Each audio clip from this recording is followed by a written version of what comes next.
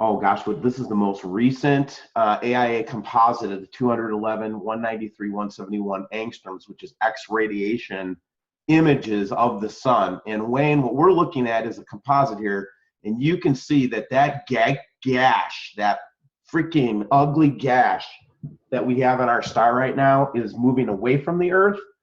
But again, Yes. this corroborates with all that other data of the connection point to the sun of this big monster that seems to be sitting outside our solar system. What do you think? Oh, I tell you, it's, and I know we have to temper, our comments and what we state here, but, Steve, the more I continue to see these huge coronal holes. Now, we already have one coming in at the left over off the limb, but I keep on telling Steve, the north and the south poles of our sun. I mean, seriously, it looks like it's going bald on the top and underneath. Yeah, and I want to note also that we're also getting that jolt going on, like it's being jolted downwards. They keep saying that that's the camera. Well, the spacecraft. We'll be doing actually a review of a paper from our physicist that states that that is not from the camera, that's actually the sun being pulled. Look at that filament up there, almost at the equator, just a little bit north. Look, I mean, Wayne, every huge. time we open up one of these instruments or pictures or something like that these days, you and I find an anomaly. Now, we did not know that this jolt was going to be in this particular frame of pictures. I just wanted to show the gash in the sun and how deep and ugly it is, and how it just, to me, it just basically proves that the sun is being pulled on by something. And then we just happen to come up on the sun going boink, down and up again. Steve, I know what they're going to say. And listen, I get that. I can understand that rationale. But I also, when I look at this is just, it's so subtle in a lot of ways. To think that we could pull on the mass of the sun, right? Right. Now, when I was going through school, I remember in my astronomy class that our teacher was, Mr. Swartz, was adamant on the fact that, you could take 1 teaspoon of the inner core matter of the sun, right? And it had this huge exponential number in weight. I don't know if that science is still correct, but when I see this, I can think, Steve, of a body bigger than our sun having a momentary effect and a pull on it, right? Again, if it was just like the sun normally doing its sun thing, without this huge, like, you can see right into the sun. Yeah, you really can. And to me, it feels like there's some kind of a connection to the sun. That's just what it feels like to me. I'm not a Okay, all right. So I haven't read the physics paper. Let's pull that up. But I'm going to keep in mind what I just saw in our previous show, the disconnect of Jupiter. Jupiter, I went back and looked at that.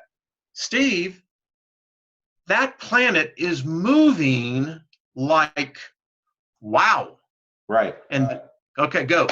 All right, so with today's discovery that we see another jolt on the sun, our physicist wanted us to know that right away. We were assuming it was the camera too, by the way. The sun was seen to shake roughly, and it was attributed to the satellite being shaken. However, close examination of the images detected by the SDO satellite revealed that something much stranger was going on. And basically what she goes through and says to us is that she has basically, she went through and analyzed frame by frame and noticed that basically the sun is being jolted, and she goes through and uses, math and science, stuff like that, to show that the basically these image cutoff lines and the way that they had to distort the image was basically was their downfall. And because the frames weren't cut properly, she was able to then determine that the sun was moving in these different directions. She even built us a table to show the jolt. Wow. Way to go.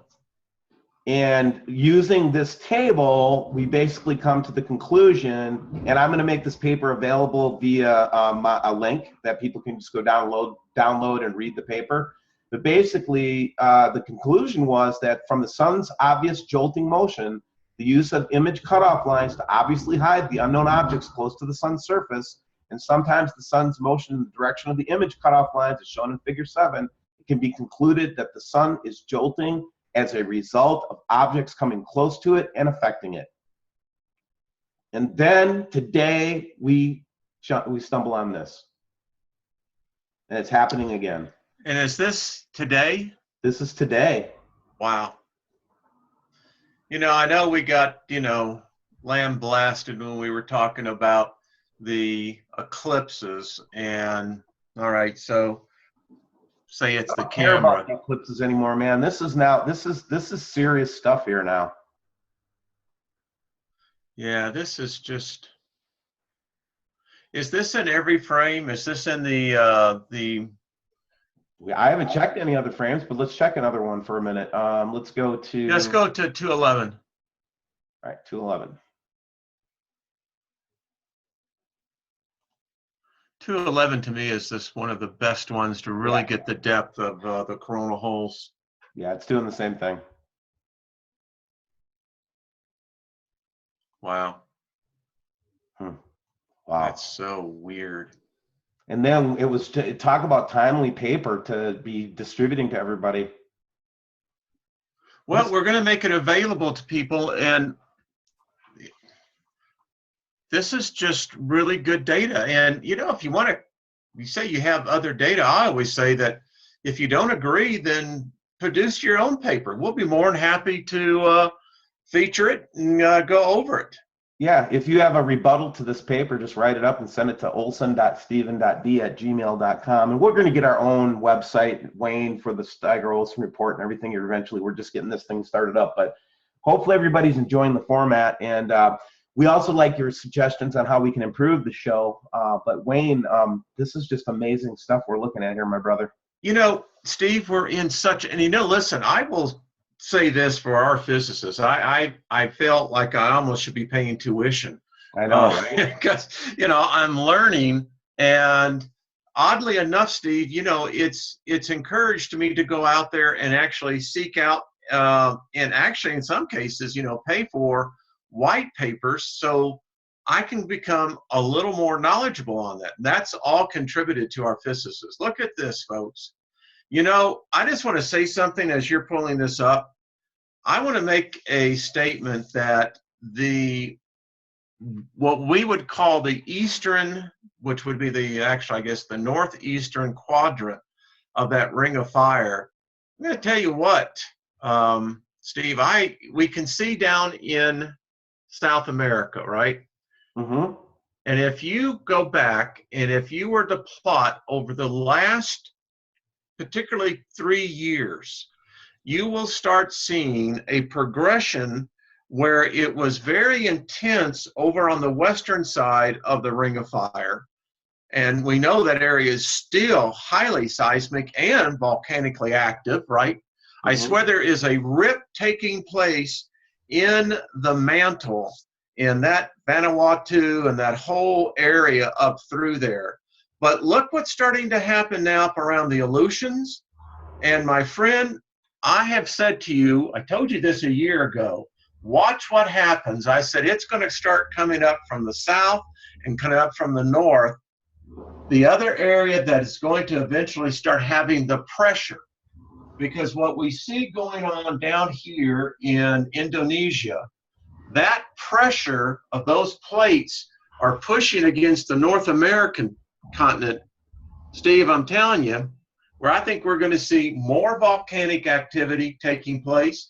I think we're going to start getting reports of seismic activity around these volcanoes that particularly have been dormant for a very long time. And I think we're going to see a lot more of the earthquakes.